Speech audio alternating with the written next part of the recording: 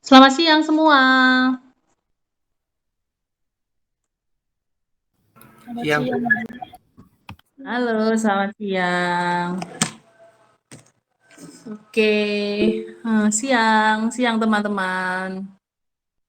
Jangan lupa SS ketika masuk kelas. Ayo SS dulu di awal pertemuan. Supaya nanti kalau ada kendala, ada error, kalau absen, ada buktinya. Sudah ada berapa ini? Kita tunggu sebentar ya, baru nanti Feby bagikan kode QR-nya ya. Feby sudah masuk kan? Feb, Bu Ketua? Iya, Bu, sudah, Bu. Oh ya. Bu, untuk Benar topik ya. hari ini apa ya, Bu? Topik hari ini paragraf Feb. Paragraf ya, Bu. Oke, Ya, Bu. oke, terima kasih Ferry.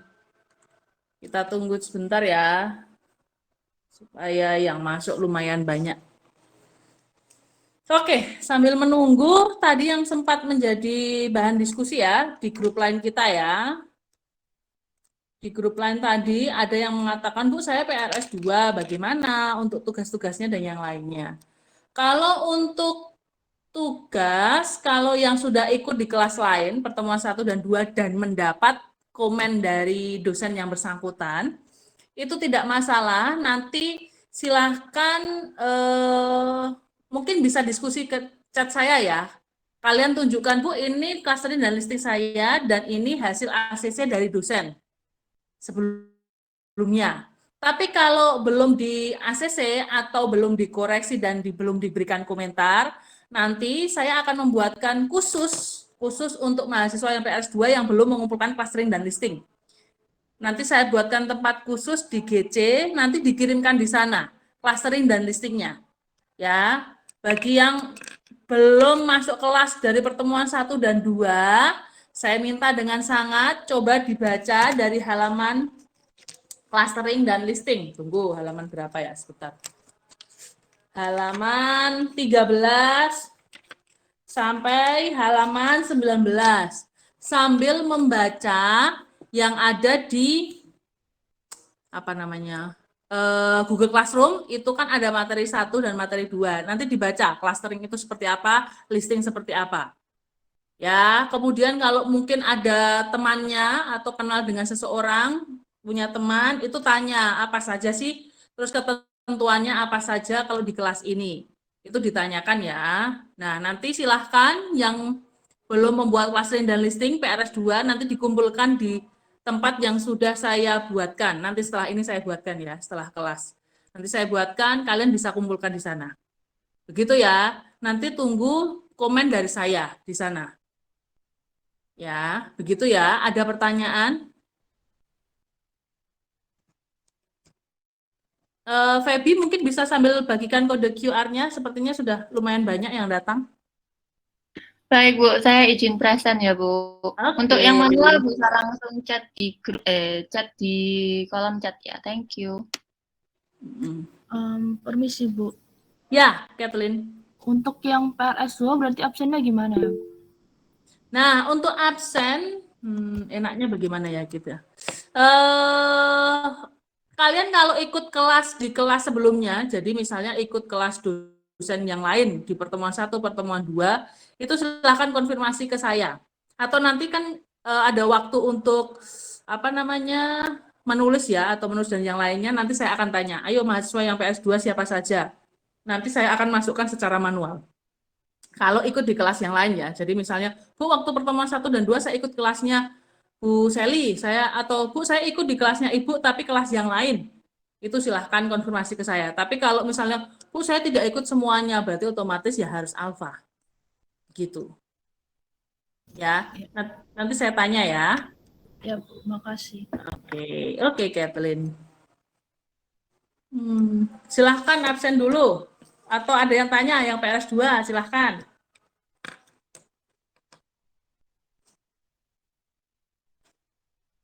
Tidak ada. Oke, teman-teman. Begini ya.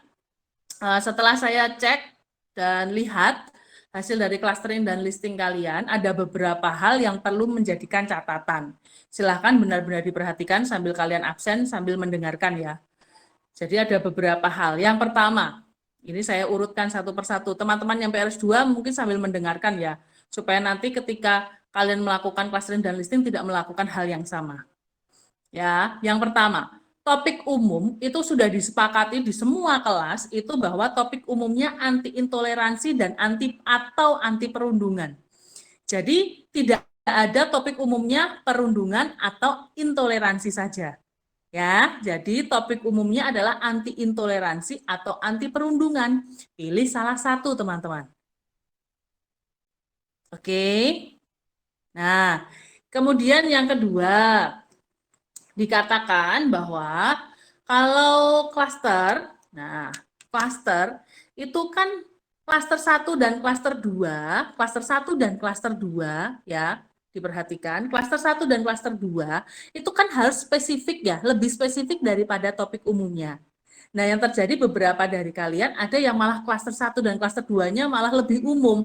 Contoh, pendidikan, budaya, sosial, itu kan lebih umum daripada topik umumnya. Jadi hati-hati ya teman-teman, ketika memilih kata atau frasa untuk pengisian klaster 1 dan klaster 2 itu diperhatikan. Apakah itu klasternya lebih spesifik atau tidak? Silahkan nanti dicek di sana. Ya, oke. Kemudian, dari klaster 1 itu jangan langsung pada topik khususnya. Jadi dari klaster 1 itu harus melewati klaster 2 dulu. Kenapa kok tidak langsung ke topik khusus? Karena masih terlalu luas, teman-teman, terlalu lebar. Kalau dari klaster 1 ke topik khusus. Jadi klaster 1, klaster 2, mungkin klaster 3, baru topik khususnya. Ya, dicek kembali ya. Apakah klaster saya, klaster 1 itu langsung ke topik khusus, atau saya harus melewati klaster 2 dulu. Kalau melewati klaster 2 dulu itu bagus. Jadi klaster 1, klaster 2, baru topik khusus. Oke, lagi. Clustering, saya kan sudah menjelaskan minggu lalu bahwa clustering ini kan sampai menemukan topik khusus. Jadi otomatis kalau cluster 1 ke cluster 2 itu sampai menemukan topik khususnya. Dalam satu cabang cluster 1 itu harus ada topik khususnya. Kalau misalnya cluster 2-nya ada 2, ya salah satu dibuat jadi topik khusus tidak apa-apa, tapi yang tidak boleh adalah cluster 2 ini tidak ada yang menjadi topik khusus. Itu yang salah, berarti dalam satu cabang itu tidak ada topik khususnya. Jadi topik khususnya di dalam clustering itu harusnya lebih banyak dulu. Temukan hingga banyak topik khusus. Fungsinya buat apa sih sebenarnya? Fungsinya supaya kalian bisa membandingkan topik khusus mana yang baik, topik khusus mana yang spesifik, topik khusus mana yang menarik, topik khusus mana yang mudah mencari informasinya. Ya, jadi itu untuk perbandingan. Sebelum kalian nanti mengambil salah satu topik khusus di sana. Oke, ya. Jadi topik khususnya harus dibuat lebih banyak dulu, baru nanti diambil salah satu untuk pembuatan listing dan topik khusus yang akan dijadikan sebagai esai. Jelas ya? Sekarang membahas topik khusus. Topik khusus waktu itu kan memang disepakati untuk kali ini memang diarahkan untuk mengarah pada strategi, upaya, dan solusi. Waktu itu sudah dijelaskan ya. Jadi jangan sampai kalian terfokus pada masalah. Contoh, misalnya topik khususnya pada dampak terjadi perundungan dan bla bla bla. Itu kan fokusnya ke masalah, bukan pada strateginya.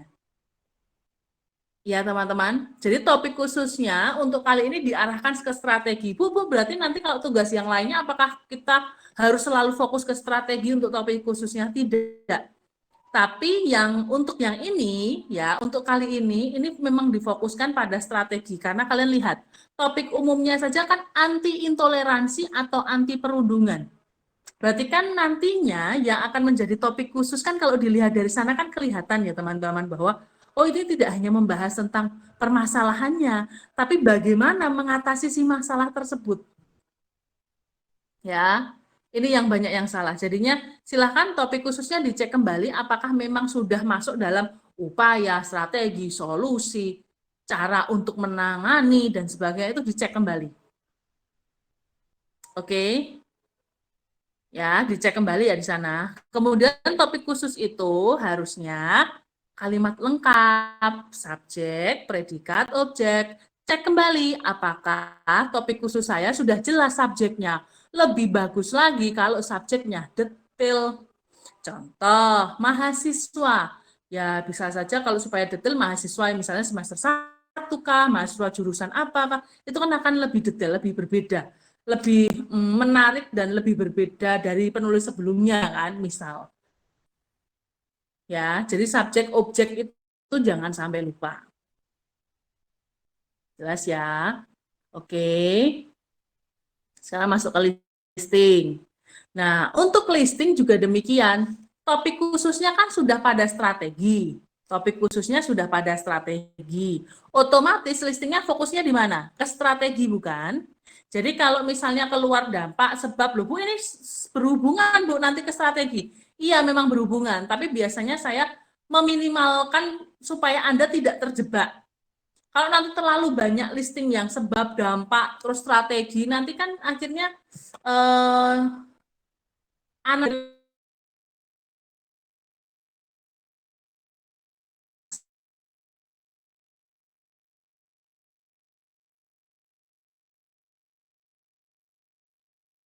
menerangkan sebab dan dampak, tapi itu sebagai penjelas di awal.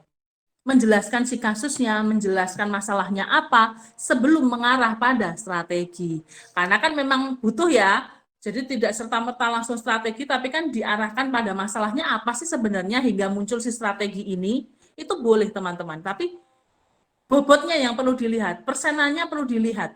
Jangan sampai persenannya sama dengan strategi. Harusnya kan titik fokusnya analisanya strategi, jadi strategi yang lebih banyak. Ya, jadi diperbolehkan sebab dampak, tapi jangan sampai lebih. Misalnya ya sebab dampak, misalnya, oh satu listing utama ini hanya mau menjelaskan sebab dampak, 2 paragraf saja di awal. Setelah itu baru listing strategi.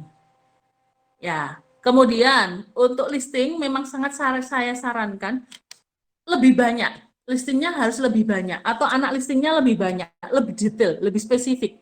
Supaya apa teman-teman, ketika dalam pengembangannya, kalian tidak perlu lagi bertanya-tanya, setelah ini saya mau menerangkan apa, kemudian ini paragrafnya bersih apa, karena semuanya sudah ada di listing. Listingnya sudah jelas, detail, banyak penjelasannya. Kalau hanya menjelaskan listing utama strategi 1, strategi 2, strategi 3, selesai. Nah, nanti kan kalian harus berpikir lagi ketika pengembangan paragraf. Berbeda kalau listingnya sudah didetailkan, oh strategi 1, caranya ini. Nah, nanti didetailkan satu persatu. Caranya siapa yang melakukan, terus kapan melakukannya, terus mungkin ada kendala apa, supaya efektif bagaimana. Itu baru strategi 1, sekarang strategi 2, apa, dan sebagainya. Itu memudahkan sekali nanti teman-teman arahnya. Ya, jelas di sana. Jadi silahkan saya minta dengan sangat dicek kembali, diperbaiki. Tidak perlu lagi dikirimkan ke GC ya, yang sudah mendapat komen dari saya. Disimpan saja untuk langkah berikutnya saat ini nanti. Ya, jadi disimpan, nanti dicek. Kalau misalnya di situ ditulis ACC dengan revisi, di situ di bagian listing dan di bagian topik khusus, berarti clusteringnya oke, tidak ada komen apapun di sana, berarti kalian tuliskan di clusteringnya ACC. Tapi di bagian topik khusus yang dipilih dan listing, dituliskan ACC dengan revisi. Jadi suatu saat kalau tugas 1 sudah dikumpulkan, itu kalian kan saya minta untuk mencantumkan lampiran, clustering dan listing. Itu sudah ada keterangan di sana, oh ini ACC, oh ini ACC dengan revisi. Oke. Ada pertanyaan dulu, ayo silahkan. Permisi Bu, Ya, tadi ya dulu ya. saya kurang paham. Jadi kan ada ACC dengan revisi untuk listing saya. Jadi yang baru yang setelah direvisi nanti nggak usah dikumpulin lagi ya Bu? Betul, betul. Tidak perlu dikumpulkan lagi. Hanya menuliskan ACC dengan revisi di bagian listing. Sudah tidak apa-apa. Oke, makasih Bu. Oke, ya, yang soalnya saya yang ketahui itu kebanyakan dari kalian itu sebenarnya sudah paham ya. Yang membedakan yang biasanya keliru itu ya hanya fokus pada strategi itu biasanya. Jadi kalau kalian memang sudah kelihatan fokus pada strategi, ya saya pikir pasti tidak akan melenceng jauh dari itu gitu ya. Jadi kalau memang fokusnya di strategi, kemudian clusteringnya jelas, kalau misalnya topik umumnya juga sudah diperbaiki, kalau yang salah topik umum, itu pastinya tidak terlalu melenceng, jadi saya tidak perlu lagi cek kembali, nanti kita tidak akan selesai ya dengan cek-cek terus clustering dan listingnya ya. Jadi silahkan nanti diperbaiki saja dan disimpan, dituliskan tadi ya keterangan itu tadi. Nanti dikumpulkan lagi atau dilampirkan lagi di tugas esai kalian. Oke, ada yang tanya? Terus ACC dengan revisi ya untuk clustering dan listing. Ya, kalau yang dapat clustering dan listing yang di komen ya. Kalau ternyata yang di komen itu hanya listing saja ya sudah clusteringnya ditulis ACC.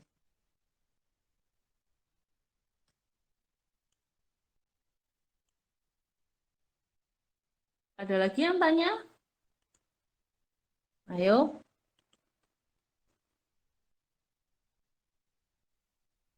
Siapa yang ingin bertanya?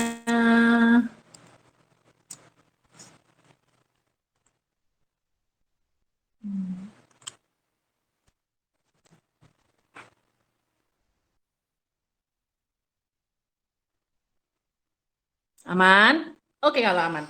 Yuk, kita akan mulai masuk ke tahap berikutnya teman-teman. Tahap penulisan paragraf dari listing kalian. Jadi nanti saya minta clustering dan listingnya sudah diperbaiki supaya ketika beranjak pada pengembangan dalam bentuk paragraf, kalian sudah tidak ada lagi yang salah. Oke, jadi clustering listingnya diperbaiki dulu nanti, baru lanjut ke paragraf.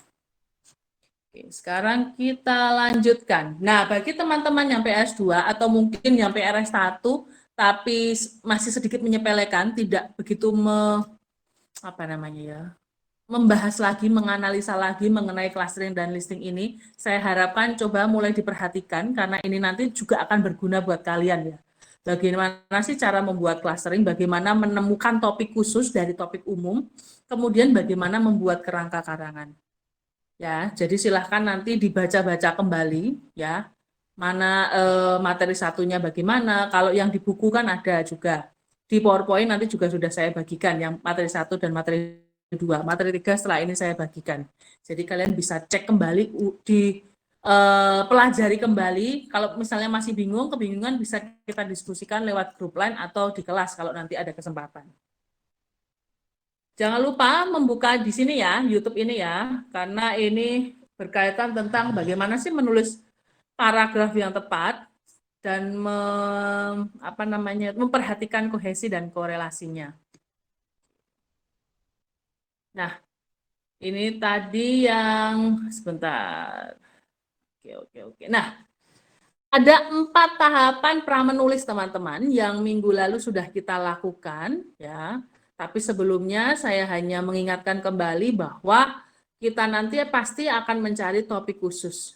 Ingat ya, dari topik umum pasti akan lanjut dalam pencarian topik khusus. Kalian masih ingat, topik khusus itu harus spesifik, mendalam, up to date, bisa dijangkau. Di sini tuh maksudnya bisa dijangkau oleh penulis, data-datanya, informasinya, sumber-sumbernya, gitu ya. Kemudian ada nilai kegunaan. Nilai kegunaan itu ya baik dari penulis maupun dari pembacanya. Jadi tidak melakukan kegiatan yang memang sebenarnya tidak berguna ini buat penulis ataupun pembacanya, kan sayang ya waktu kalian, tenaga kalian, pikiran kalian kalau memang tidak berguna. Jadi silahkan benar-benar cari topik khusus yang memang ini menarik ini untuk dibahas ya.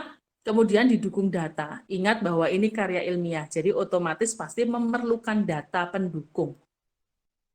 Data pendukung itu diambil dari mana? Ya, diambil dari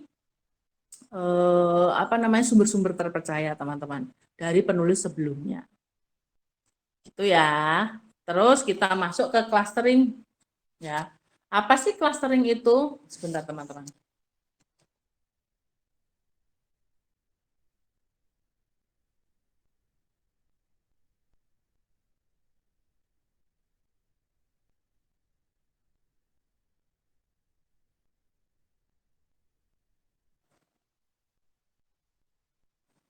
Oke. Apa itu clustering? Minggu lalu kan kita sudah belajar ya. Clustering itu pastinya untuk menemukan topik khususnya. Melalui apa sih? Nanti kita akan membuat seperti mind map, ya kan? Terus kemudian membagi dalam bentuk klaster 1, klaster 2, hingga menemukan topik khusus. Begitu seterusnya diulang lagi. Ya, maka dari itu dalam satu clustering pastinya akan memunculkan banyak topik khusus di sana. Hingga nanti yang dipilih hanya salah satu topik khusus. Itu clustering. Kemudian tahap berikutnya listing. Listing itu bagaimana sih? Listing itu seperti kerangka karangan. Masih ingat kerangka karangan fungsinya untuk apa? Kerangka karangan fungsinya untuk panduan dan batasan. Panduan supaya nanti dalam pengembangannya pun kalian runtut, rapi, jelas informasinya dan tidak ada informasi yang tertinggal. Karena semuanya sudah dijelaskan, diruntutkan di listing. Nanti dalam pengembangannya pun kalian sudah tertata. Tidak ada yang tertinggal informasinya. Oke, begitu juga dengan batasan. Ya, kalau ada batasannya, ada listingnya, itu kan pasti ada batasan. Oh, jangan sampai keluar dari jalurnya itu. Ya kan? Oh, jangan sampai nanti tidak sesuai dengan listingnya. Karena apa? Kan kalian nanti kan sudah dibebaskan ya, mencari informasi dari Google, dari internet, dari buku. Nah, kalau terus serta-merta kalian melupakan begitu saja, ya, terus langsung fokus pada informasi yang didapat dari internet, keluar dari jalur listingnya, ya, kita tidak menjamin ya, apakah nanti karya ilmiah kalian bisa lebih maksimal, bisa sesuai dengan tujuan dari si topik khusus itu. Oke, langkah ketiga itu kalian koleksi data. Koleksi data itu kan topik khususnya sudah jelas, sudah ada. Ya, koleksi data itu fungsinya supaya kalian nanti bisa mengumpulkan data-data pendukung. Jadi tidak hanya opini, tapi opini kalian itu didukung, dibuktikan dari data-data dari penulis-penulis sebelumnya. Oke, tips penggunaan dalam pencarian Google. Tadi gunakanlah tanda petik ya teman-teman ya. Fungsinya supaya lebih mengunci ya. Jadinya artikel-artikelnya ya yang sesuai, yang kata-kata tersebut atau kalimat tersebut yang ada. Itu yang dikeluarkan di artikel-artikel. Jadinya lebih sedikit kan daripada yang di atasnya. Nah, yang terakhir tahapan pra-menulis adalah menulis paragraf kasar. Maksudnya paragraf kasar di sini dalam artian ketika sudah menulis listing, itu kan kalian akan mengembangkan dalam bentuk paragraf. Nah, paragraf yang muncul itu kita namakan paragraf kasar, karena belum melalui proses editing, belum melalui proses cek kembali. Ayo, yang terbiasa untuk tidak editing, tidak cek kembali, ayo mulai biasakan untuk cek kembali ya, sebelum dikumpulkan. Karena apa? Apalagi ini karya ilmiah.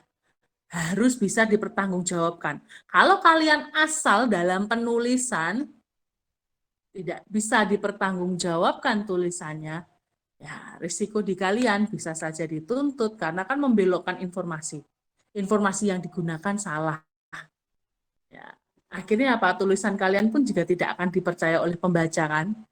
Ya, kualitasnya pun juga akan berbeda kan? Nah, itu di sana.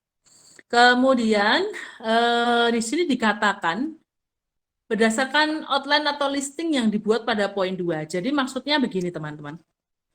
Dari listing yang sudah ada, itu nanti akan dikembangkan dalam bentuk paragraf. Jadi kita bisa menganggap bahwa setiap listing atau listing utama dan anak listing itu adalah anakan dari si listing utama itu. Bagi teman-teman yang PS2 mungkin minggu lalu tidak ikut di kelas saya, jadinya apa sih listing utama, apa itu anak listing. Jadi kalau listing utama itu ya setiap poin-poin listing itu saya namakan listing utama. Nah, anak listing itu yang mana? Ya poin-poin yang menjelaskan si listing utama tadi, si listing awal tadi. Ya, oke. Nah, nanti fungsinya memperdalam, dikembangkan itu kan berarti diperjelas ya. Jadi listing itu kan kita anggap sebagai ide pokok. Ide pokoknya sudah jelas ini. Oh, ini mau membahas tentang strategi 1. Berarti otomatis ya satu paragraf itu hanya akan membahas strategi 1. Oke. Kemudian, Jangan sampai menghapus paragraf-paragraf yang salah atau kalimat-kalimat yang salah. Bisa saja kalimat atau paragraf itu bisa kita gunakan idenya di paragraf selanjutnya. Nah, ada 5 ciri karya ilmiah. Ayo kita belajar dulu ya. Pengetahuan dasar dulu. Sebelum kita beranjak dalam penulisan karya ilmiah, kita harus mempelajari terlebih dahulu fungsi, aturan, kaidah-kaidah yang nantinya akan kita praktekkan dalam penulisan karya ilmiah. Oke, Anda bisa sambil cek di halaman 5 sampai 7 teman-teman. Di situ ada keterangan ya, karya ilmiah itu ada correct, concise, consistent, coherent, dan clear. Teman-teman silahkan dibaca sebentar yang punya buku, yang tidak punya buku coba dipikirkan kira-kira apa ya keterangan dari setiap poin-poin ini. Ya, oke. Saya akan beri kesempatan dulu. Yuk, siapa yang akan membantu saya menjelaskan keterangan korek benar? Kenapa dalam penulisan karya ilmiah harus benar? Di logika saja kalau yang tidak punya buku. Kenapa kok harus benar? Siapa yang mau jawab?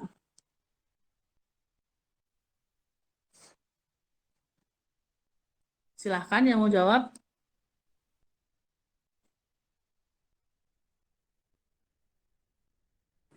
Maria mau coba jawab, Bu.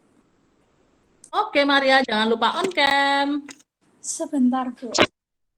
Oke. Nah, jadi benar itu harus dari isinya itu harus benar, terus tata cara penulisannya juga harus benar. Soalnya kan biar nanti yang baca itu, ini kan nanti dipublikasi kan, Bu, dibaca oleh semua orang. Jadi kalau misalnya salah kan kita berarti menyesatkan informasi seperti itu, Bu. Terus untuk tata cara penulisannya juga harus benar biar yang baca itu enak untuk baca tulisan yang kita tulis itu. Seperti itu, Bu. Sip, bagus Maria. NRP dulu aja, Mar. NRP berapa, Mar? 062, Bu, belakangnya.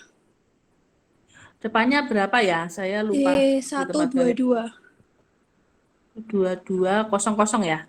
Iya, Oke, Maria.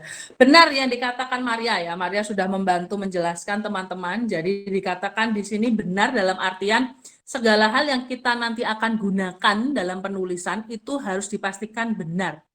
Jadi contoh misalnya kaidah penulisan itu harus benar. Berarti kita harus menguasai terlebih dahulu kaidah penulisan itu harus bagaimana sih yang dikatakan benar, atau harus menguasai terlebih dahulu sistematika penulisan yang benar itu seperti apa. Atau kita juga harus memikirkan bahasa yang digunakan itu juga harus benar. Kenapa kok semuanya harus benar? Kalian masih ingat bahwa karya ilmiah itu harus bisa dipertanggungjawabkan. Harus bisa dipertanggungjawabkan. Ya, tidak seperti karya fiksi ya. Kalau karya fiksi itu misalnya penginterpretasinya berbeda pun tidak masalah. Jadi antara penulis dan pembaca berbeda, paham, itu tidak ada masalahnya. Ya, karena kan fiksi ya. Jadinya tidak masalah nanti pemahamannya berbeda. Tapi kalau di dalam penulisan karya ilmiah, ini kan banyak sekali fakta ya yang di sana ya, fakta yang disajikan ya. Opini pun juga harus bisa dibuktikan. Berarti otomatis harus bisa dipertanggungjawabkan. Kalau dari segi aturan, kaidah saja kita salah, terus bagaimana nanti dalam analisanya? Ya, jadi supaya bisa dipertanggungjawabkan, tidak menyesatkan kalau kata Maria tadi, tidak menyesatkan informasi yang diberikan, cara untuk menyajikan juga harus benar, ya, dari sistematika, bahasa, dan sebagainya. Supaya apa tadi? Ya, bisa dipertanggungjawabkan ya teman-teman ya. Gitu. Yang kedua, clear. Siapa yang mau jawab? Ya, Bu. Diana. Oke, maaf ya Diana ya. Yang lainnya, silakan Di, jangan sampai lupa on cam. Ya, ya, silakan. Hmm.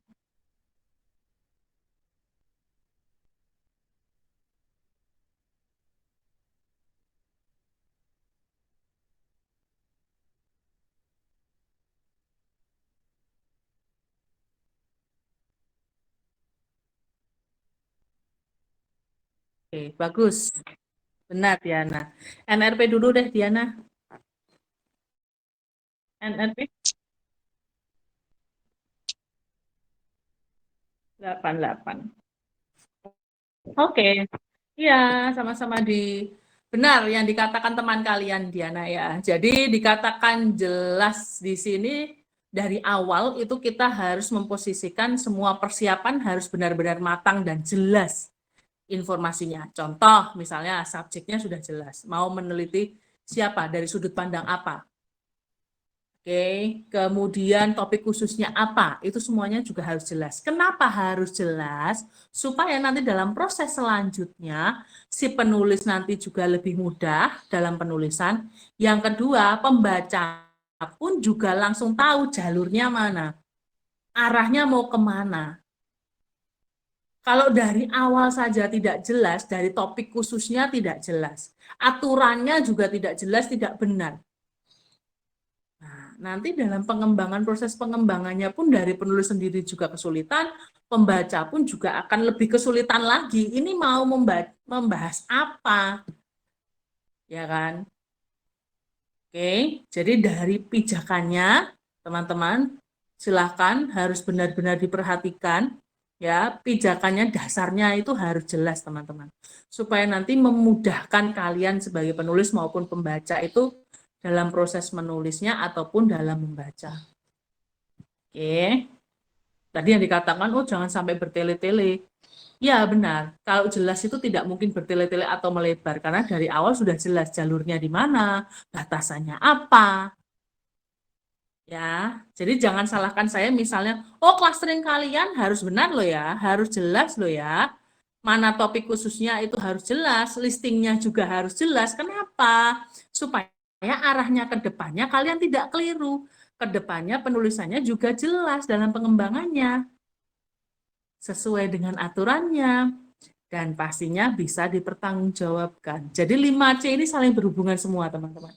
Dia kalau benar, dia pasti jelas.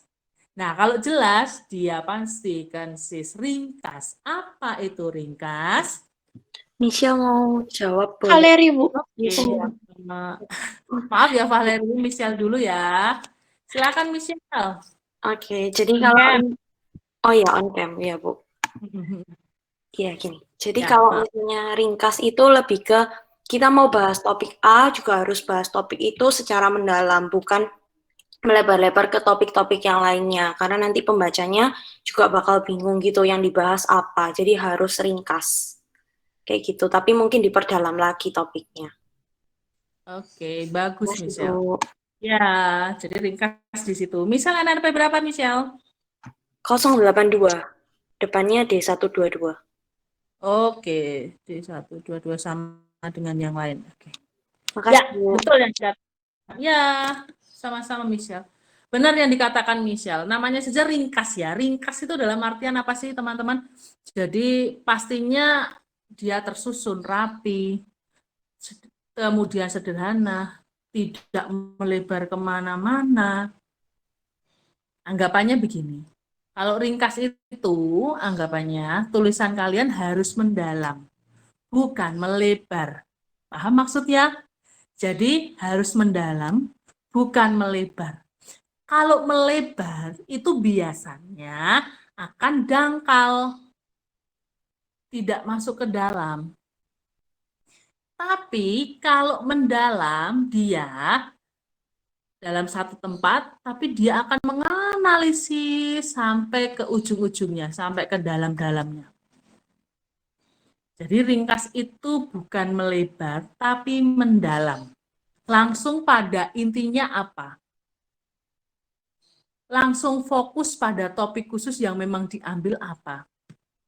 Yang mau dibahas apa, tidak perlu lagi ditambahkan embel-embel, oh ada pengantar ini, oh ada pengertian ini, oh ada ini, tidak perlu. Nanti malah melebar. Jadi fokus pada masalahnya apa, to the point saja, langsung pada tujuannya. Nah, yang perlu digarisbawahi adalah, kalian ini kan tatarannya sudah di bangku perkuliahan. Jadi otomatis kalian juga harus mempunyai sifat apa? Kritis. Sifat kritis itu kan tidak mudah puas ya teman-teman ya. Tidak mudah puas dengan jawaban yang memang sudah disuguhkan. Jadi jawaban yang memang sudah ada. Contoh misalnya topik khususnya tidak lagi memikirkan misalnya apa pengertian dari, itu sudah tidak lagi seperti itu. Atau misalnya apa sebab atau apa dampak terjadi perundungan, sudah tidak lagi seperti itu. Tapi sudah memikirkan dampak ini nanti, kenapa kok bisa berdampak itu? Kenapa kok tidak berdampak yang lain? Ya. Atau oh kenapa kok sebabnya misalnya oh sebab terjadi perundungan itu karena lingkungan pergaulannya. Kenapa kok hanya lingkungan pergaulan? Kenapa tidak dilihat dari sisi yang lain? Ya, jadi harus kritis di sana. Tidak terlalu puas dengan jawaban yang memang sudah ada, sudah disuguhkan di sana. Jadi supaya lebih mendalam analisanya. Tidak dalam tataran yang dangkal. Gitu ya. Oke, kalau sudah konsis, singkat, berarti kalian pasti koheren. Siapa yang mau jawab? Saya mau coba. Valeri mau jawab, Bu. Oh, oke. Tadi siapa? Jessi. Maaf ya, Val. Nanti terakhir kamu deh. Dari tadi dia mau jawab. Iya, Bu. Oke. Ya, Jessica dulu ya, karena Jessica dulu yang pertama. Apa, Jess? Jadi koheren tuh maksudnya nyambung gitu, Bu. Jadi antara satu kalimat dengan kalimat yang lain ataupun dari satu paragraf ke paragraf yang selanjutnya. Jadi harus nyambung gitu, nggak berdiri masing-masing supaya mudah untuk dimengerti. Bagus. Ya, betul yang dikatakan Jessi. NRP berapa dulu, Jess? D122 kosongnya 3 kali 42. 42. Oke. Ya, makasih, Bu. Benar. Ya, sama-sama, Jess. Jadi benar yang dikatakan Jessi ya, Jessica ya, bahwa dalam penulisan kenapa kok harus berhubungan? Kalian tahu ya, kalau kalian mempunyai hubungan dengan seseorang, ya kan, berarti kan kalian pasti mempunyai ikatan di sana. Ya kan? Jadi harus sama kan? Jadi otomatis kalau dari awal topik khususnya mau membahas A, berarti sampai akhir jawabannya juga tentang A. Jangan sampai misalnya, oh sudah ada informasi yang lainnya melenceng dari A. Kecuali ketika dalam menganalisa A, muncullah ada jawaban baru di sana. Itu tidak apa-apa kan berdasarkan si A tadi kan masih. Kadang kan ada ya seperti itu ya. Jadi ada beberapa pertanyaan yang nantinya akhirnya mengeluarkan jawaban baru, penemuan baru, itu ada. Tapi berbeda ketika membahas tentang A, membahas tentang B, keluar dari tracknya. Itu yang tidak boleh. Jadi dari awal hingga akhir harus saling berhubungan satu sama lain. Tidak boleh berdiri sendiri-sendiri. Ya, supaya apa? Ya nantinya ada keruntutan. Maka dari itu penting kan membuat listing. Karena kalau sudah dari listing saja kita tahu runtutannya seperti apa, nanti dalam proses pengembangannya pun kita tidak akan melenceng jauh dari sana. Gitu ya teman-teman ya. Terakhir, Valeri tadi yang saya janjikan. Apa, Val? Iya, Bu, konsisten, Bu. Ya, Jadi jangan lupa konsisten on-cam. ini kayak... Oh ya, maaf.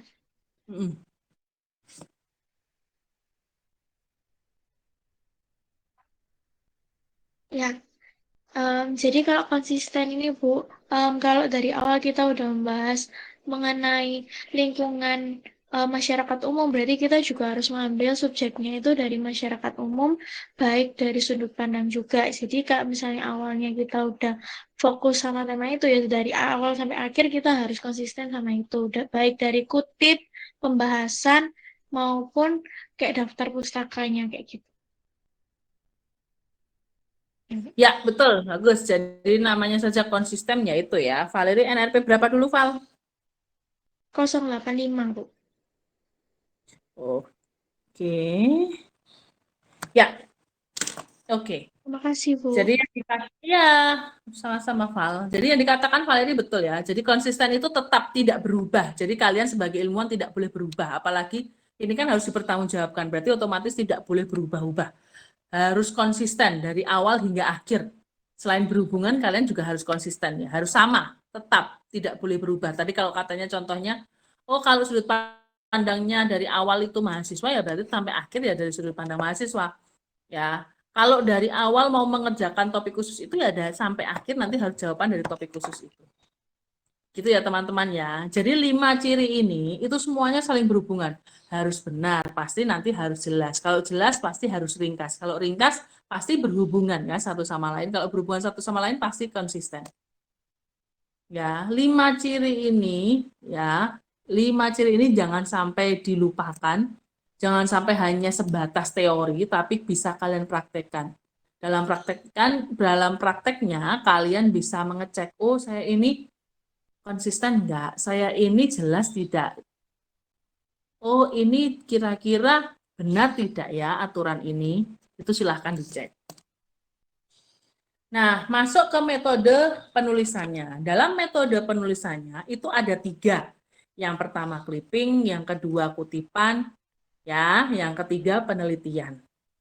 Apa sih itu clipping? Apa sih itu kutipan? Apa sih itu penelitian? Kita cek.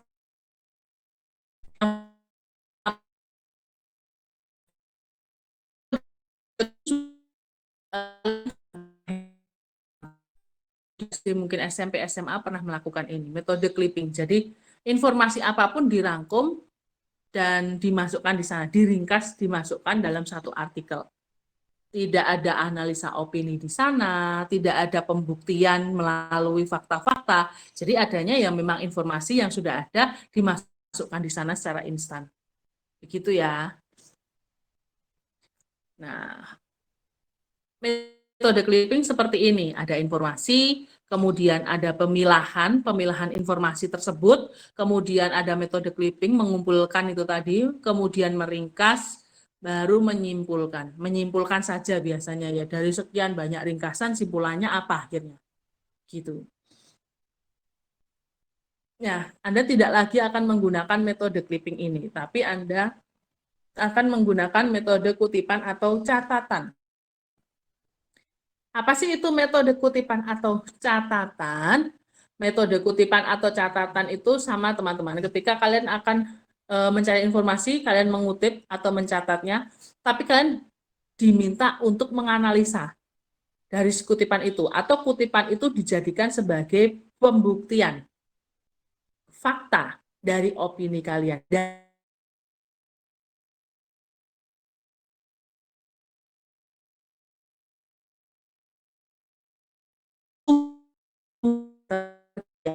Jangan asal mengambil copy paste begitu saja tanpa cek dulu kebenarannya. Ya, hati-hati ya, karena itu akan berkaitan dengan esai atau tulisanmu nanti. Kalau asal mengambil sumber-sumber. Ya, oke. Nah, ini metodenya, pra menulis ada informasi, kemudian mengutip, ya kutipan langsung. Kalau kutipan langsung itu berarti semua kata-kata yang dikutip ditulis sama persis seperti kayak copy paste. Tapi kalau kutipan tidak langsung, setelah membaca ditulis, dilihat bisa diringkaskah dari sana atau diubah, ya boleh ditambah, boleh dikurang dari tulisan aslinya. Kemudian baru dianalisa dan jadilah karya ilmiah. Nah, yang ketiga adalah metode penelitian. Metode penelitian ini memang sedikit rumit dan memerlukan waktu yang lebih lama, teman-teman. Jadi ada di sini ada pra menulis masih sama. Informasi. Nah, informasi ini diambil juga dari fakta, teori, ya, teori untuk menganalisa, data empiriknya, ya, data melalui proses-proses penelitian. Kemudian ada konsep dasar, hipotesisnya apa. Baru ke karya tulis atau karya ilmiah. Nah, di sini metode penelitian itu biasanya kalau untuk tugas-tugas itu tidak diminta untuk melakukan dengan metode penelitian. Biasanya kalian menggunakan metode penelitian ini waktu penulisan skripsi ya teman-teman ya. Waktu penulisan skripsi pasti menggunakan metode penelitian ini. Ya, karena kan skripsi itu kan membutuhkan waktu yang lumayan lama ya, jadi prosesnya memang fokus di sana. Tapi kalau untuk tugas hanya proses sebentar, itu kalian tidak diminta untuk pembuatan yang lebih rumit dan lebih rinci seperti ini. Nah, di sini dikatakan esai nanti, makalah nanti tidak menggunakan metode penelitian, tapi menggunakan metode kutipan. Dan tetap penulisannya sesuai standar penulisan bahasa Indonesia. Nah, dalam proses penulisannya itu ada ide, kemudian perenungan clusteringnya apa, ketemu topik khususnya, ketemu alur materinya, listingnya, atau kerangkanya, lanjut pada cari data atau koleksi data, sama ya, kemudian baru menulis. Jadilah karya ilmiah atau karya tulis tersebut. Nah, tadi dikatakan di awal ya, topik khusus itu pasti ada spesifik, ini ciri-cirinya ya. Mendalam, up to date, menarik, berguna bagi penulis maupun pembaca, mudah dijangkau oleh penelitinya. Tahu ya, saya tidak akan menjelaskan lagi ya, karena minggu lalu juga sudah, tadi di awal juga saya sudah terangkan. Oh ya ini, di bawah sendiri teman-teman. Topik khusus sama dengan rumusan masalah, bukan judul. Jadi topik khusus itu bisa diartikan sebagai rumusan masalah. Jadi apa sih yang mau dibahas itu bisa disamakan sebagai rumusan masalah, tapi tidak bisa disamakan sebagai judul. Nah, di sini. Topik khusus tidak bisa disamakan dengan judul, karena judul bisa dipikirkan nanti, tapi kalau topik khusus harus dipikirkan dari awal. Kemudian judul bisa saja ditulis dengan kalimat-kalimat yang memang menarik, kemudian kalimatnya lebih ringkas, walaupun memang subjek predikatnya sudah jelas harusnya, ya. Kemudian judul juga harus sesuai dengan isi dari si artikel tersebut atau si karya ilmiah tersebut. Karena semakin lama itu semakin banyak ya penulisan yang judul-judulnya itu memang wah menarik sekali perhatian, setelah dibuka dibaca ternyata tidak sesuai dengan judulnya. Ya, jangan sampai seperti itu ya, berarti itu tidak bisa dipertanggungjawabkan. Nah, kemudian gunakanlah kalimat aktif bukan pasif. Sama seperti topik khusus. Topik khusus gunakanlah kalimat-kalimat aktif, bukan pasif ataupun pertanyaan. Kemudian Nah, sekarang masuk ke bab. Jadi ini masuk ke sistematika penulisan ilmiah. Kalau misalnya membutuhkan bab, ya, tapi kalau di esai kita kan memang tidak membutuhkan bab ya. Biasanya kalau penulisan makalah itu yang menggunakan bab. Nah, dalam penulisan bab itu pasti membahas satu tema besar. Maksudnya tema besar di sini seperti bab 1 pendahuluan, bab 2 isi, bab 3 penutup, ya kan? Itu kan tema besar. Kemudian memiliki subbab yang simetris. Maksudnya simetris di sini itu sesuai, berkesinambungan. Jadi kalau pendahuluan itu pasti isinya ya latar belakang, rumusan masalah yang memang harus diletakkan di awal terlebih dahulu. Ya, oke. Memiliki pengantar atau paragraf transisi. Jadi bisa saja dalam bab 1 pendahuluan itu diberikan paragraf pengantar dulu untuk masuk ke latar belakang. Itu boleh. Tapi apakah wajib, Bu? Tidak. Jadi tidak selalu wajib. Jadi ketika setelah bab 1 pendahuluan langsung ke si 1.1 latar belakang tidak ada masalah. Nah, di sini ciri-ciri paragraf yang baik, teman-teman.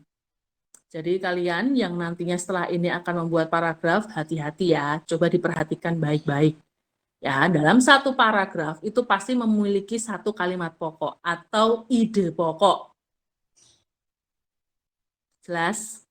Dalam satu paragraf harus mempunyai satu ide pokok atau kalimat pokok.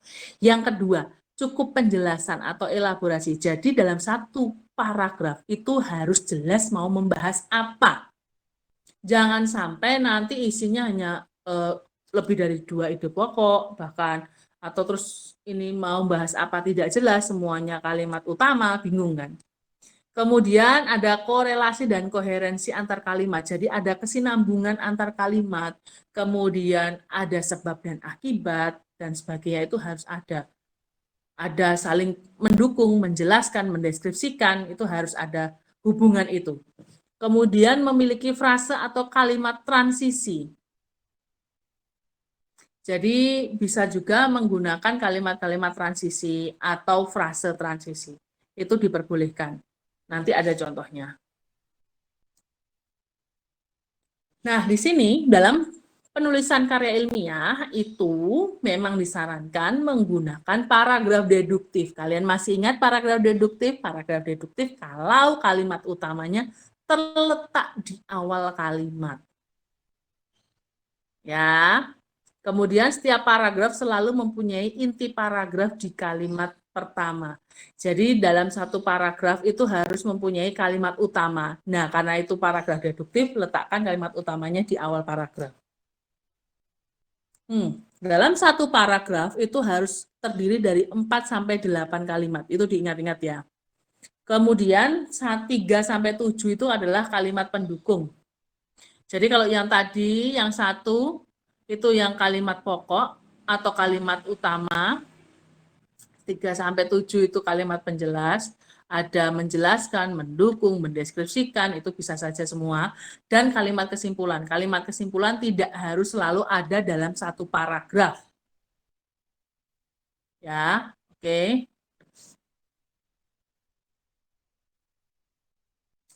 Oke, nah ini dilihat. Kita masuk dalam kalimat. Jadi dalam penulisan kalimat itu yang wajib pasti ada subjek, predikat itu jelas. Kalian masih ingat ya, dalam satu kalimat harus ada subjek dan predikat. Oke, nanti kalau tidak ada subjek dan predikat itu namanya frasa. Gunakan kalimat pendek. Jadi kalian yang terbiasa menggunakan kalimat panjang, mulai pikirkan.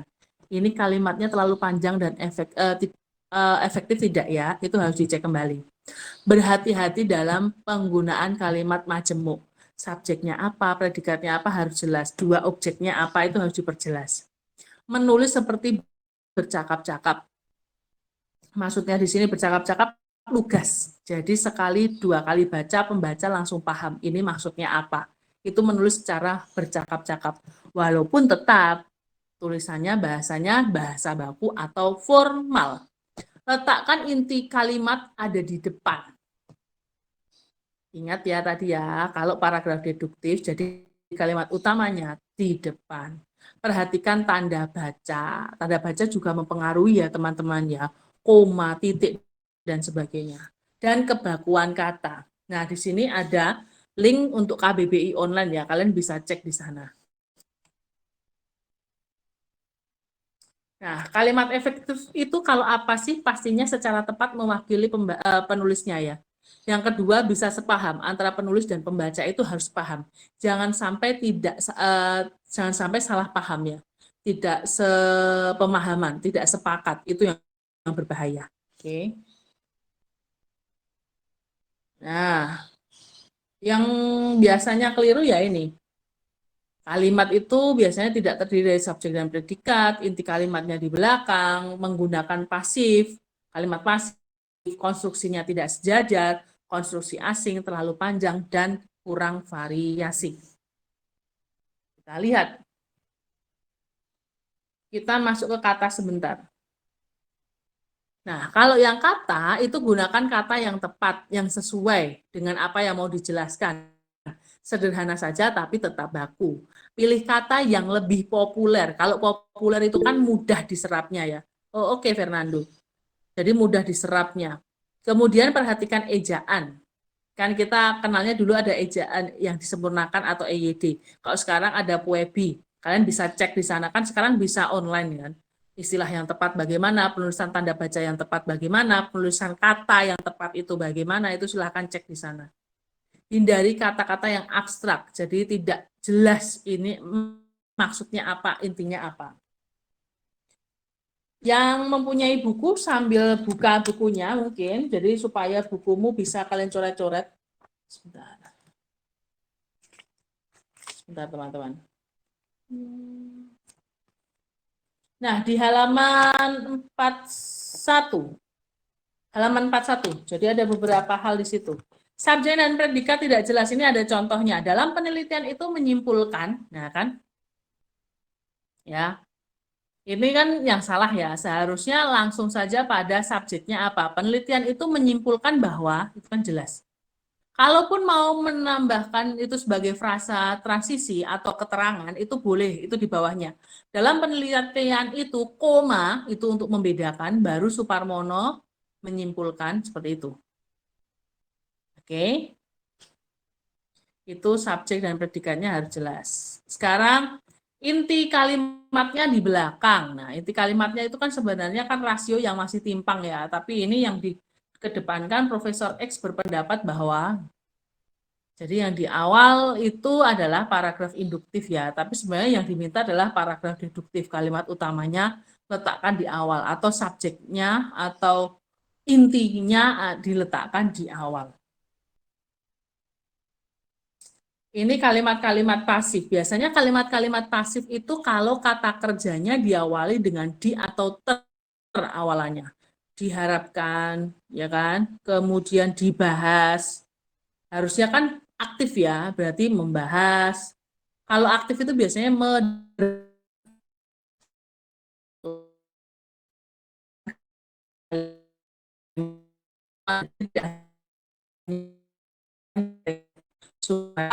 supaya tugas kalian, proses kalian mengasah ilmu kalian ini nanti bisa bermanfaat secara maksimal. Kemudian konstruksi tidak sejajar. Coba cek di bagian predikatnya yang bagian mana ya, sebentar. Kalau di buku ini di penghentian order, coba. Nah, di awal penghentian order dan keterlambatan, semuanya kan mengawali dengan semua ya. Menunda, kemudian mengklaim. Nah, yang ini kok ada penghentian order dan keterlambatan. Seharusnya menghentikan order dan mempermasalahkan keterlambatan, gitu. Ya. Jadi konstruksi itu kan tatanannya, subjek, predikat, awalannya ya, sufiksnya, infiksnya itu harus sepadan. Tuh. Kemudian kurang variasi atau monoton. Jadi akuntabilitas finansial, kemudian akuntabilitas finansial, semuanya kan sama ya. Jadi supaya tidak monoton ya harus diganti dengan kata pengganti. Mungkin hal ini kan kata pengganti. Bukan mengganti subjek loh ya, tapi digunakan sebagai kata ganti supaya nanti akan lebih menarik, tidak membosankan gitu ya. Kalau sama terus kata-katanya kan lebih membosankan. Nah, ini konstruksi asing. Jadi urutannya itu terbawa dari bahasa daerah atau mungkin bahasa asing di sana, bahasa Inggris atau bagaimana, itu kan mempengaruhi ya. Misalnya segmen pasar untuk mana suatu, ini kan bisa dipengaruhi oleh bahasa daerah atau bahasa Inggrisnya. Bahasa Inggris dan bahasa Indonesia ini kan terbalik-balik ya teman-teman ya, diterangkan, menerangkan, diterangkan, berbeda.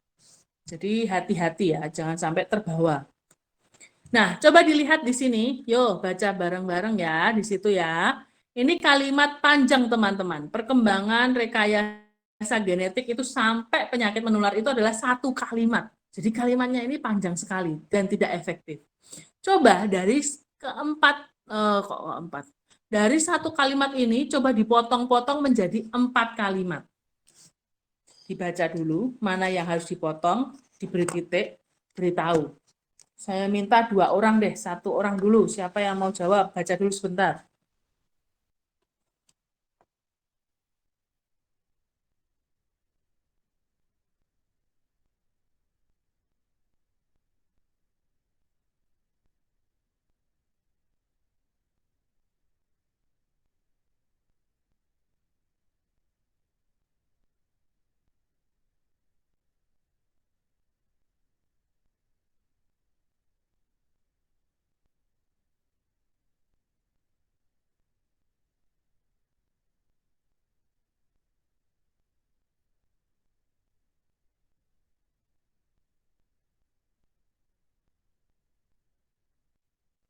Sudah dibaca? Siapa yang mau menjawab, memotong kalimat itu menjadi 4 kalimat? Saya mau coba jawab. Oke, Gloria. Jangan lupa on cam, silahkan. Oh iya. Kan perkembangan rekayasa genetika dewasa ini semakin maju, titik. Terus habis gitu, sejalan dengan penemuan-penemuan enzim yang dapat memotong DNA maupun menyambung untaian DNA, para peneliti kini dapat semakin bekerja dengan mudah untuk menghasilkan beragam produk bernilai tinggi dan strategis. Hal ini berfungsi untuk pengobatan berbagai penyakit, baik penyakit karena kerusakan genetik atau penyakit menular. Mungkin gitu. Kenapa, Bu? Masih di mute. Masih ingat, Bu. Oh ya, maaf. Terima kasih. Berarti ada 3 kalimat ya? Sebentar. Ya nggak apa-apa. Kalau kamu temunya 3 kalimat nggak apa-apa. Berarti 3 kalimat ya. Tadi yang Iya. masih panjang berarti pada kalimat kedua ya. Oke, tidak apa-apa Gloria. NRP berapa Gloria? D122000039. 39. Oke, sip. Satu lagi. Oke, Gloria. Satu lagi siapa? Bu, saya mau coba. Oke, Kathleen. Silakan on cam juga, jangan sampai lupa. Ya, silakan. Perkembangan rekayasa genetika dewasa ini semakin maju, titik. Sejalan dengan penemuan-penemuan enzim yang dapat memotong DNA maupun menjamu untaian DNA, titik.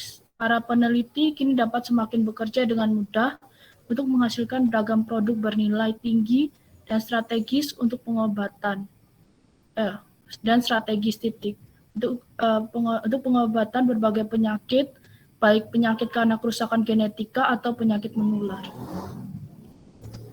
Oke, bagus Kathleen. Sudah 4, tapi mungkin ada dalam pemotongannya yang nantinya perlu dicek, kita cek kembali. NRP berapa Kathleen? D11203x44. 44. Iya. 44 belakangnya. Oke, ya terima kasih juga Kathleen. Ya teman-teman, ada 2 jawaban ya, ada bisa jadi 3. Ada kalau 3 tadi kalimat yang kedua itu kan masih terlalu panjang ya kalau punya Gloria tadi ya. Mungkin ada beberapa yang akhirnya jadi tidak efektif kata yang digunakan. Kemudian kalau tadi yang disampaikan oleh Kathleen, tadi ada beberapa konjungsi yang ikut di awal paragraf. Tapi coba kita lihat.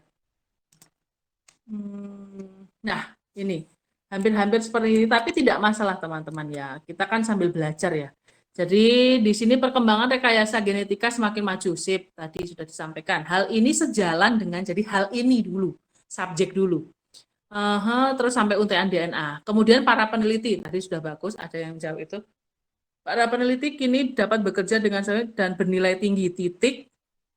Baru produk-produk tersebut dinilai strategis. Jadi dari produk-produk tadi yang sedikit berbeda ya. Oke, tidak apa-apa, sudah bisa menjawab.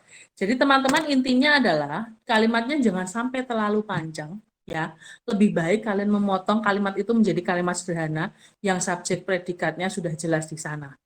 Ya, kemudian biasakan jangan diawali dengan konjungsi dulu. Ya, supaya tidak menimbulkan kalimat-kalimat yang ambigu. Iya kalau konjungsinya itu sesuai. Kalau misalnya tidak sesuai itu malah ambigu. Masih ingat ya, minggu lalu kita membahas ada karena kota tua, kok tiba-tiba karena kota tua, awalannya apa, depannya, subjeknya apa, itu kan tidak jelas. Oke.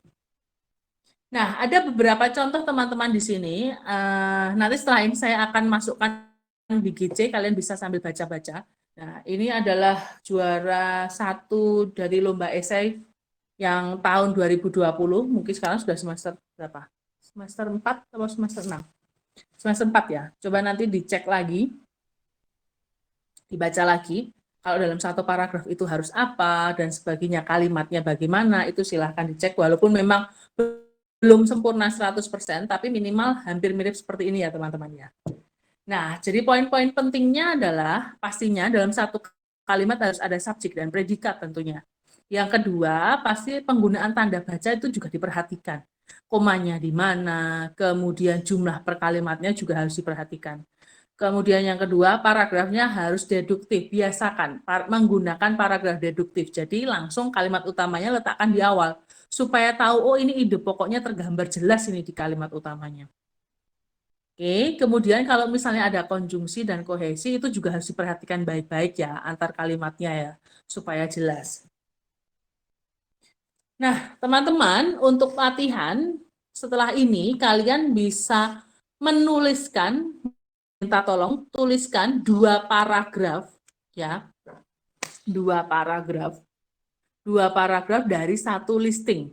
Dari satu listing utama kalian atau dari ya, ini dari listing utama saja ya. Dari satu listing utama kalian. Bebas mau listing yang utama yang awal atau yang di tengah atau yang di akhir. Pilih salah satu saja. Buat jadi 2 paragraf. Jadi nanti 2 paragraf itu pasti ide pokoknya sama. Karena kan listing utama kita anggap sebagai ide pokok ya. Jadi misalnya mau membahas tentang strategi, jadikan dalam 2 paragraf. Nah, paragraf kasar ini jangan sampai diisi dengan kutipan dulu ya. Saya mau lihat hasil tulisan kalian itu seperti apa, opini kalian itu seperti apa. Bukan kalian mengutip dulu ya. Nanti kalau mengutip nanti ketika dalam pengembangan esai. Sekarang kalian akan menulis dengan opini kalian itu seperti apa, tulisan ide kalian itu seperti apa. Ya, jadi ambil satu listing utama, dikembangkan dalam bentuk 2 paragraf. Ingat ya, dalam satu paragraf harus apa saja, itu silahkan diperhatikan kembali. Oke, nanti kalian seperti kemarin clustering dan listing dikumpulkan, tapi kali ini saya tidak memberikan komen, saya akan mengumpulkan data saja supaya saya nanti juga bisa koleksi data ya, saya cek satu persatu nanti ketika esai, jadi esaimu sudah jadi itu saya akan cek. Oh, yang dulu paragraf kasarmu seperti ini menulisnya. Nah, ini menulisnya kok sedikit berbeda. Bisa jadi kan seperti itu ya, teman-teman. Ya, jelas ya. Jadi ditulis dulu di kertas 2 paragraf, ketentuannya sudah ada di awal-awal tadi ya. Apa saja sih yang tepat untuk menulis paragraf? Ide pokoknya apa dalam 2 paragraf itu? Ide pokoknya ambil dari satu listing. Ya, jadi 2 paragraf itu nanti bisa saja sama. Gitu. Jelas? Nah, nanti dikumpulkan di GC. Teman-teman yang PRS 2, yang penting clustering dan listingnya dikerjakan dulu. Ya kan? Nanti kalau memang sudah selesai, tidak apa-apa lanjut ke paragraf. Tidak masalah. Kan yang diambil memang hanya satu listing utama. Ya, jadi tidak masalah. Ya tetap mengerjakan dua-duanya clustering listing oke, tuh paragrafnya dikumpulkan di bagian paragraf. Kalau di bagian clustering dan listing nanti saya akan buatkan sendiri ya, kalian kumpulkan di sana, nanti saya berikan komen. Ada pertanyaan?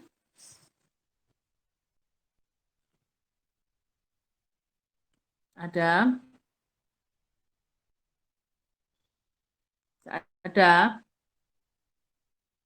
Nah, silakan nanti setelah ini dibaca-baca lagi ya. Apa saja yang perlu kalian lakukan, baca buku, kemudian bagaimana, itu silahkan dicek. Nah, untuk sekalian ya, supaya saya bagi share-nya sekalian saja. Untuk minggu depan, itu ini ya yang perlu kalian baca ya, halaman 50-62, 87-92. Oke, ya. Yuk, sekarang masih ada waktu ya, sampai nanti kita selesai kelas. Silahkan dituliskan apa namanya paragraf kasarnya, silahkan dituliskan di kertas lembar latihan atau di kertas biasa. Teman-teman yang PRS 2 bisa kerjakan clustering dan listing, atau kalau yang sudah ya langsung ke paragraf saja, tidak apa-apa. Oh Bu, nggak boleh Yes. diketik ya Bu ya? Yang diketik nanti kalau sudah jadi esai nak. Oh ya Bu, maaf. Ya. Masih. Oke. Nanti kalian sudah mulai mencicil esai juga ya, nggak apa-apa. Karena kan listingnya sudah jadi ya, anggapannya. Jadi kalian mulai mencari koleksi data, kemudian mulai mengetik esai. Nah, tuh.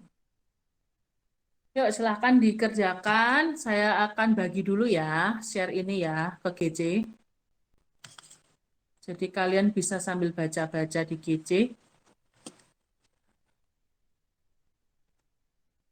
Ini sih Bu, berarti ini ditulis tangan gitu ya? Yang paragraf kasarnya dulu, yang paragraf kasar ditulis tangan dulu. Nanti dari paragraf itu kan bisa kamu ketik. Sama deadline-nya berarti selesai kelas ini ya Bu, dikumpulin di GC? Deadline-nya nanti saya beritahu besok ya, besok. Nanti saya buat malam aja, supaya kalian juga lebih santai. Oke. Teman-teman yang PRS 2 Bentar ya, saya bagi apa materi dulu, nanti setelah itu saya absen kalian ya. Maksudnya yang PLS 2 siapa dan sebagainya.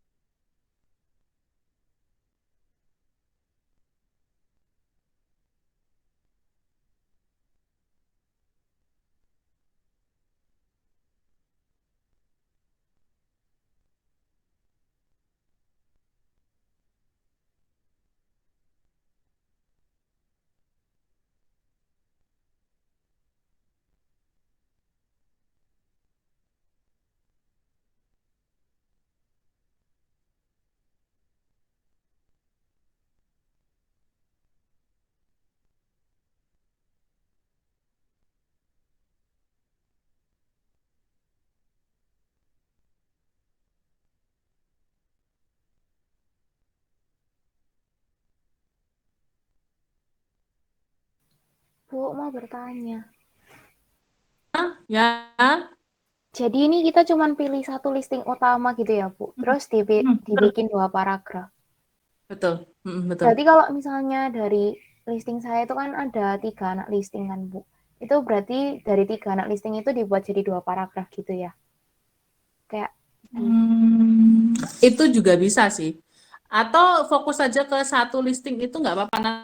Nanti kan dari satu listing utama itu kan ada anak listing ya maksudmu ya. iya, Nah, si anak listing itu kamu mau jadikan jadi anak-anak, bukan anak-anak, kalimat-kalimat pendukungnya kan? iya, Bu. Jadi intinya tetap di yang listing utama, terus yang anak listing itu kayak dimasuk-masukin jadi pendukung gitu ya, Bu. Boleh, di paragraf kasar boleh. Tapi nanti kalau dalam pengembangan esai, saya sarankan di anak-anak listing itu dibuat satu-satu paragraf. Supaya nanti kan lebih banyak kan, gitu. Iya, Bu, paham. Makasih, Bu. Nah, oke, Gabriel.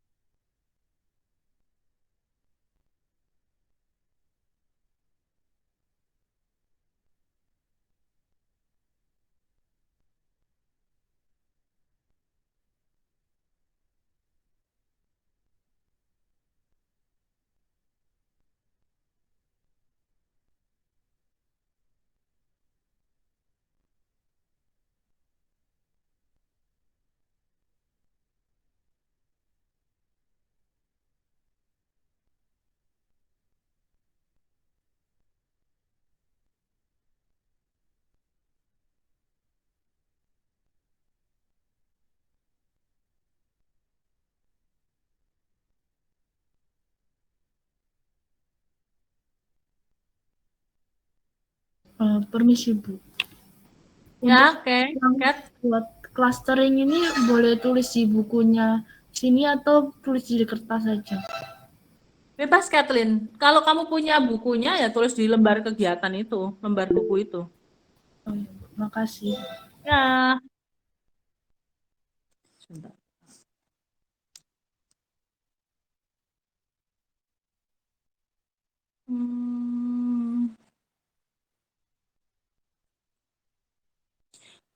Untuk pengerjaan paragraf kasar berarti ini harus pembetulan di clustering topik khusus dan listing ya, Bu. Oh ya, Yang pastinya kan clustering dan listingnya kan sudah dibetulkan kan nanti. Atau kalau misalnya oh ternyata ini saya ambil listing utamanya sudah langsung di strategi, berarti kan otomatis kan pasti sudah benar ya. Jadi kalau kamu mau langsung buat paragraf kasar dulu tidak apa-apa. Kan yang diambil kan hanya satu listing utama. Dan jelas bahwa listing utama itu benar. Kan tentang strategi. Begitu Alvin.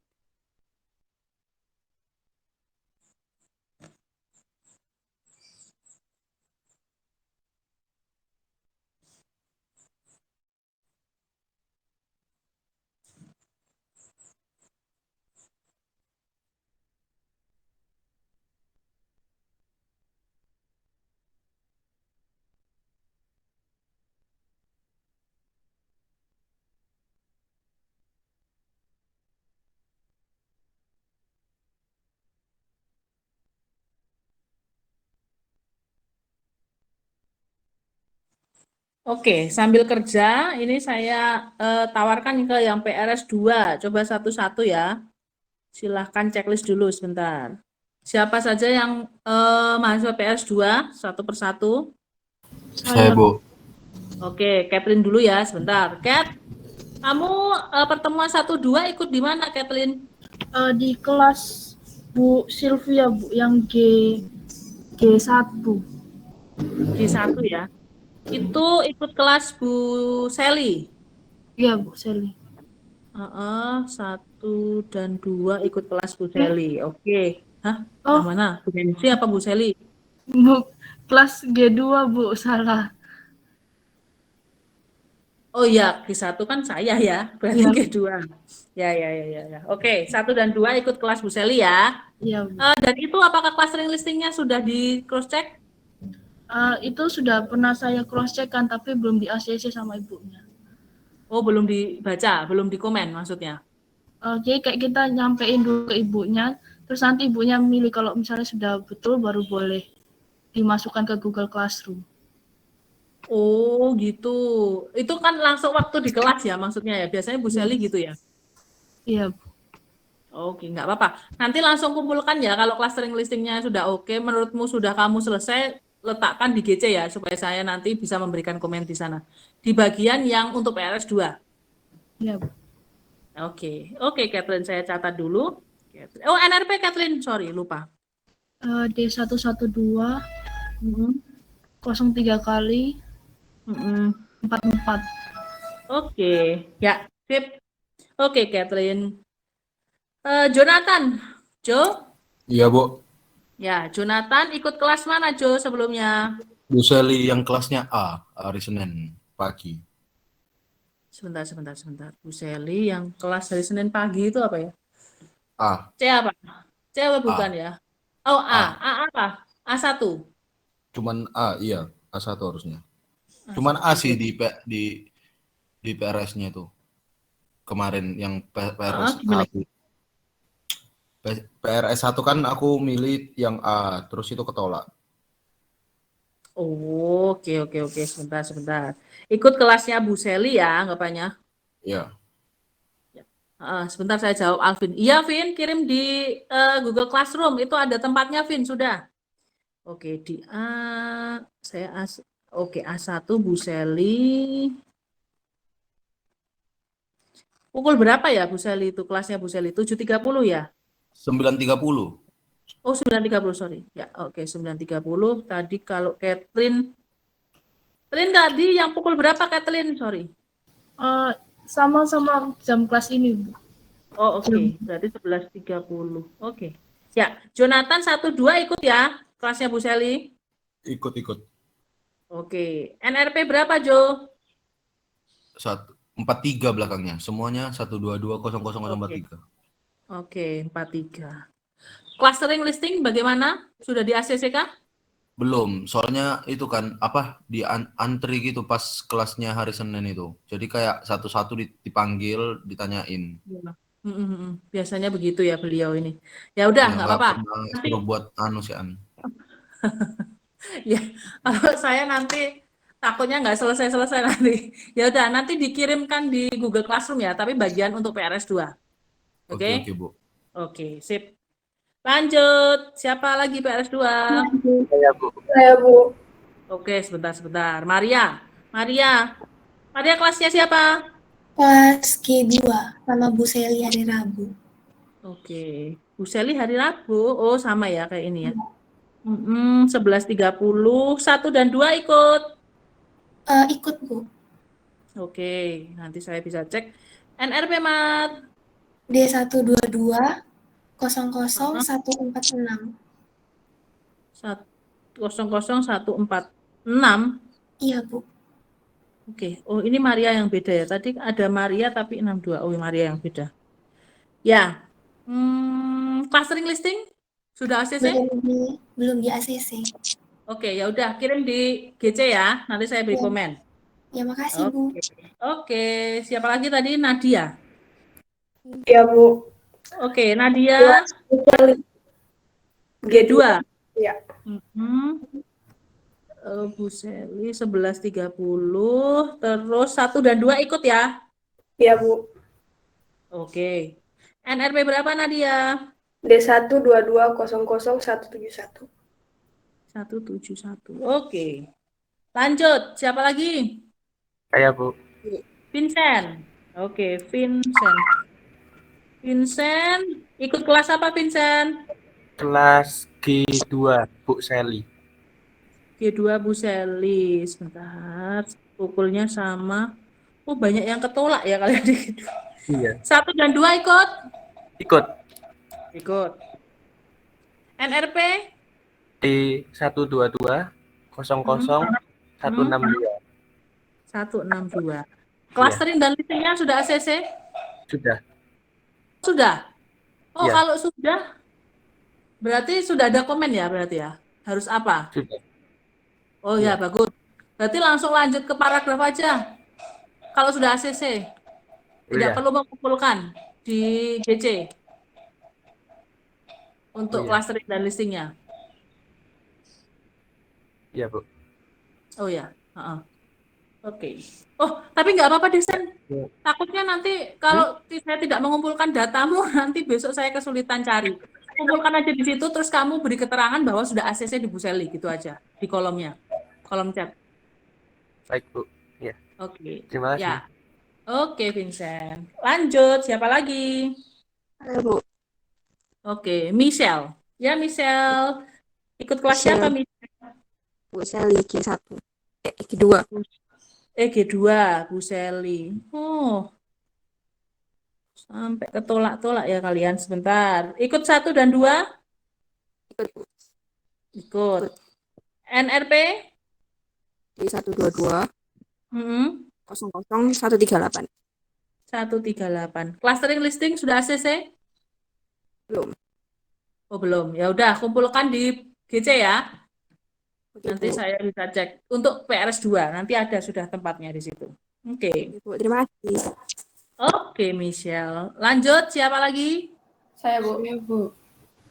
Oke, sebentar ya, Vanessa dulu. Sebentar, Vanessa. Ya, Vans. Kamu ikut kelasnya siapa, Vanessa? Dari Bu Seli G2, Bu. Oh, banyak yang lari ke sini ya. Oke. 11.30, 1 dan 2 ikut? Ikut, Bu. Oke, NRP Vanessa. D122 000033. 0033. Sering listingnya sudah ACC? Belum, Bu. Oh, belum. Oke, lanjut ya ke GC ya, ke GC saya ya. Iya, Bu. Ya, oke. Makasih, Ya, Bu. Jessica. Ya, Vanessa. Jessica, Iya. Ya, Bu. ikut kelasnya siapa, Jess? Ikut kelasnya ini G1. G1. Oh, kamu PS1 atau PS2, Van? Saya Jess? PRS2. Saya PRS2, tapi dari pertemuan 1 dan 2 saya sudah ikut di kelas ini. Oke. Sebentar, saya tuliskan. Nanti saya bisa cross check kalau yang ini ke Bu Ketua. Sebentar. 11.30. 1-2 ikut? Ikut. Oke. Sebentar, saya panggilkan Bu Ketua sebentar. Tiffany. Kok Tiffany? Duh, saya ingatnya kelas saya. Feby. Ya, Bu. Feb, bisa minta tolong sebentar cek Jessica, Feb. Ikut kelas pertemuan 1 dan 2 enggak? PRS 2. Minta tolong dicekkan. Jessica ya. Bentar ya, Bu. Oke. Yo. NRP berapa, Jess? Supaya juga mudah nanti Feby ceknya. D122 00042. 42. Oke. Berarti sudah selesai ya? Berarti sudah ini ya, clustering listingnya sudah dimasukkan kan kalau ikut kelas saya? Iya, sudah, Bu. Oke. Kalau begitu nggak perlu menuliskan di PRS 2 ya berarti ya? Karena kan sudah dimasukkan di GC sebelumnya. Oke, Jessica. Ya, makasih, Bu. Bu, ini saya lihat untuk pertemuan pertama belum ada, Bu. Tapi kalau untuk pertemuan kedua ada, Bu. Oh, yang di data itu nggak ada PRS 2. Yang data yang saya berikan ke kamu waktu itu loh. Oh, bentar, Bu. Ya, Saya pikir ibunya udah masukin ke SIM. Belum. Karena kan ini kan makanya saya minta ini kan nanti saya mau tuliskan secara manual, nggak bisa masuk di SIM kan soalnya. Tuh. Coba minta tolong dicekkan ya, Feb. Oke. Bentar. Oke, ya. PRS 2 lagi yang lainnya. Saya, Bu. Oke, Caroline. Caroline, kamu ikut kelas siapa? Kelasnya Ibu yang ini, Bu. Oh ya, oke, sebentar. Bentar, berarti ada satu lagi, Feb. Sebentar. 1 dan 2 ikut masuk? Masuk, Bu. Oke, NRP berapa? D122 00077. 77. Oke. Masuk, Bu. Oh, masuk semua ya. Sekarang gantian Caroline. Minta tolong, Feb. Makasih ya, Feby. Caroline, 77 belakangnya. Oke, Caroline sudah saya catat. Nanti biar di cross check Feby Masuk ya. juga, Bu. Oke, sip. Berarti semuanya masuk. Oke, Caroline. Makasih, Oke, Bu. ya. Ada lagi yang PS2 supaya nanti bisa dicekkan sekalian Bu Ketua. Saya, Bu. Oke, Stefani. Ikut kelasnya siapa, Stef? Kelas G1 ini juga, Bu. Oh, oke. Bu Ketua, siap. Stefani ada tidak? Di berapa? Belakangnya? D12 20 00 84. 84. 1-2 ikut kan? Ikut. Ya, oke. Minta tolong ya, Feb. Stefani. Namanya Stefani. Oke, sudah ya, Stef? 84 masuk. Oke, sip. Terima kasih, Bu. Oke. Ada lagi? Ayo, ini mau di cross check teman-teman. Ada lagi? Saya, Bu. Nah, ayo. Dilan, bener ya? Namamu Dilan? Iya, Bu. Oke, Dilan, kamu ikut kelasnya siapa? G2, Bu Sally. Oh, G2. Oke, sebentar. Bu Sally. Ikut kelas 1-2, pertemuan 1-2? Ikut, Bu. Oke, NRP? B112 00044. Oke. Oke, Feby, nanti saya list dulu. Oke. Ya, nanti saya kirim ke kamu kalau saya membutuhkan cross check. Terima kasih ya, Feb. Ya. Oke, Dilan. Dilan, clustering dan listingnya sudah mendapatkan ACC? Belum, Bu. Oh, ya udah. Nanti kirimkan ke GC ya. Nanti Ya, saya Bu. berikan komen. Ya, oke. Oke, ada lagi selain ini? PRS 2? Bu, kalau pertemuan 1, ya. 2 nggak ikut gimana, Bu? Ya terpaksa alfa, Nak. Berarti kan Ya, tapi ininya tapi gimana tetap mengerjakan kelanjutan ke clustering ibunya? dan listing. Apa, Nak? Kelanjutan ke ibunya gimana? Jadi ya udah jalanin aja gitu ya. Jadi kamu harus mengejar Bu, ketertinggalan clustering, Cuman listing. Nah, butuh nanti penjelasan. kumpul clustering listingnya di GC Oh ya, Bu. Kasih, Bu. untuk PS2. Tapi terpaksa kan alfa ya, karena Ya, kan memang Bu. tidak ikut kelas ya. Nanti Kasih, untuk Bu. mengejar ketertinggalan, belajar sendiri, lihat baca-baca di buku, cek di PPT, tanya teman atau tanya ke saya atau diskusi nanti di kelas. Nanti saya bantu untuk memahami kalau kamu kesulitan. Oke, Bu. Kasih, Bu. Oke. Ya, salam. Ada lagi? Saya Bu, tapi saya juga nggak ikut 1-2 karena waktu itu yang hari Senin itu udah full semua. Saya coba 2 kelas, kelas A2 sama apa ini sebentar Bu satunya. Ikut temen A2. sama B1. Ya, akhirnya saya nggak ikut, nunggu PRS 2 baru ini sekali. Oh, sebenarnya kan kamu masuk di kelas kan dulu nggak apa-apa, kayak teman-teman yang lain ini kan masuk dulu di kelas gitu loh.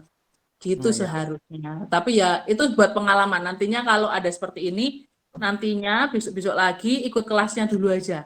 Entah nanti diterima, entah tidak. Yang penting kamu nggak sampai ketinggalan 2 kali pertemuan supaya nggak alfa gitu. Jadi sama seperti Salum tadi ya, belajar sendiri, mandiri, baca bukunya, cek PPT-nya, dipelajari, dikerjakan clustering listing, nanti dikumpulkan di GC yang untuk PRS 2 ya. Nanti Ya, saya Bu. beri komentar di sana. Kalau kesulitan, tanya saya atau tanya teman-teman. Gitu ya. Baik, terima kasih Bu. Oke, Ferdinand. Yang lain, aman PRS 2? Tidak ada yang konfirmasi lagi? Oke, kalau aman. Berarti lewat ya ini PRS 2. Nanti saya cross check ke Bu Seli. Oke, adakah teman-teman yang lain ini bagaimana paragraf kasarnya? Aman?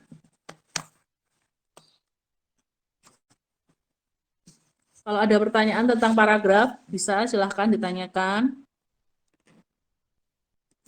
Bu, saya mau tanya. Ya. Itu kan kemarin saya PRS 2, tapi sudah ngikut kelas Ibu. Terus listing sama clusteringnya sudah di ACC, berarti saya nggak usah ngumpulin di assignment PRS 2 baru ini ya, Bu? Betul, betul. Tidak perlu. Yang ikut kelas saya pasti, ya, yang ikut kelas saya di pertemuan 1-2 tidak perlu kumpul untuk PRS 2 ya. Nanti jadi kedobelan nanti malahan. Jadi tidak perlu, ya, tidak perlu dikirimkan lagi.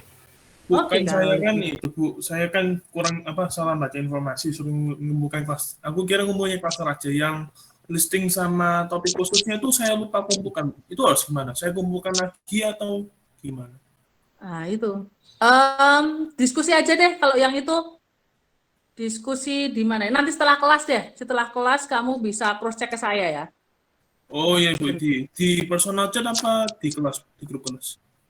Di kelas nggak apa-apa deh biar cepat gitu ya. Setelah kelas iya. ya, sebentar ya. Ya, nanti saya mulai kelas berikutnya kan paling masih sisa waktu kok setelah ini. Oh iya Bu, terima kasih. Ya.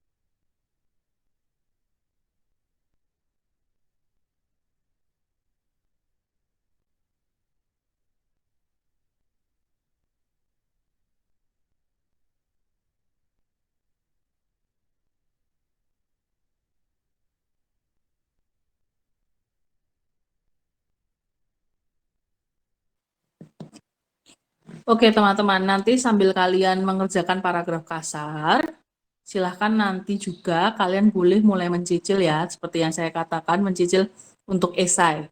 Jadi esainya itu nanti kalian bisa diketik ya, diketik Kemudian untuk ketentuannya silahkan nanti cek di rubrik ya, atau di pertemuan pertama kita itu ada ketentuannya, penulisannya bagaimana dan sebagainya itu ada di sana.